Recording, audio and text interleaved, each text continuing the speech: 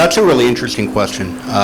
And, the good thing about going last is that all three of you have touched on a lot of the points that I wanted to make already. You started out talking about ambition, and you touched on, all three of you touched on, but didn't quite name another thing I thought of in reference to our conversation today, the need for imagination as we look to the future. And so you're asking about the mood in the United States economy right now, the global macroeconomic environment, spike in interest rates and inflation and commodity prices and the war in Ukraine.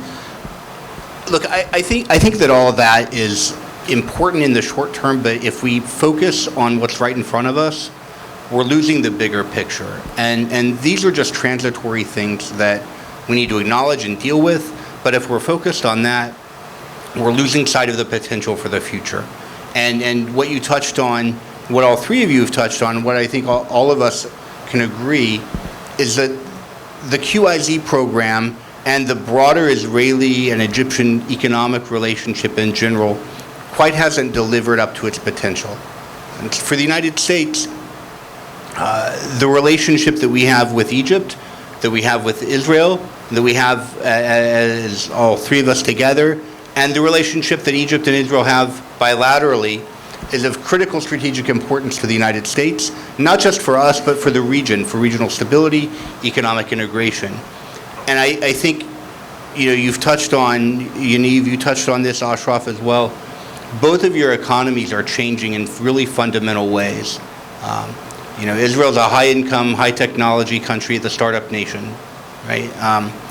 Your government, Ashraf, last week, the Prime Minister announced some very sweeping and fundamental changes to the structure of the economy and the role of the government in the economy here. And I think what we need to do, if you want my opinion, I'll give it to you, we need to look 5, 10, and 15 years in the future and look at what the Egyptian economy is going to look like. Not now, not what's right in front of our noses, but what's it going to be like in a decade.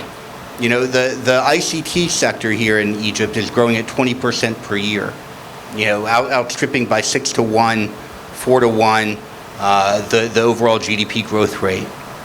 The ICT ministry, the trade ministry are investing really sums of money and effort in upskilling the workforce here, modernizing the industrial base in Egypt, and they want to, both on the services side and the hardware side, really take advantage of a lot of opportunity in the ICT hardware and services space. Israel exports billions of dollars of chipsets and circuit boards to countries in East Asia every year.